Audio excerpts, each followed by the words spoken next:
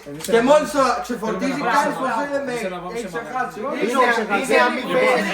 Αφήστε και οι δύο τη μαγιά λίγο γιατί πολύ έχει φορτώσει. Όπα ρε, το καβλί του δείξτο. Πάμε, ναι, πατάω.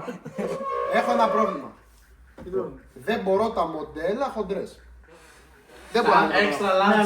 Ναι. Plus size μοντέλο. Αλλά υπάρχουν plus size. Πώς δεν είναι μοντέλο. Είναι, γιατί. Δεν plus size. Μοντέλο τι είναι Το μοντέλο δεν θέλετε μόνο το σώμα. Ότι όλοι μοντέλο. Ναι, ρε μπρο, αλλά έχεις δει ποτέ άντρα plus size μοντέλο? Γιατί πάνε να προωθήσουν τη γυναίκα plus size Και μοντέλο? άντρα και γυναίκα. Γιατί ζούμε σε έναν κόσμο, φίλε, που ο μοντέρνος Πάρ' το φεμινισμός μπουκάλι. είναι ο Πάρ' το μισανδρισμός. φρύ, πάρε. Ρε, ακούς που σου μιλάω, ρε. Ναι, ρε. Ο μοντέρνος φεμινισμός λέγεται μισανδρισμός. Αυτή είναι η διαφορά. Όχι, εσύ πας σε εξτρεμιστικά πράγματα. Εγώ σου μιλάω σε πιο απλά πράγματα.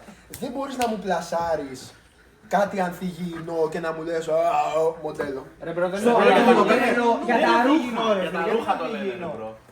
Γιατί δεν είναι φυσιολογικό, ρε μπρο. Καταρχήν, κάτσε ρε μπρο, δεν βγήκε μία... Δεν Κάτσε, πειράζει. μιλάω, ρε, Η μιλάω. νούμερο 1 μουνάρα και καλά και τη βγάλαμε μία χοντρή μπρο, και μπρο. δεύτερη, τρίτη βγήκαν Κάτσε όλα. τώρα αυτό.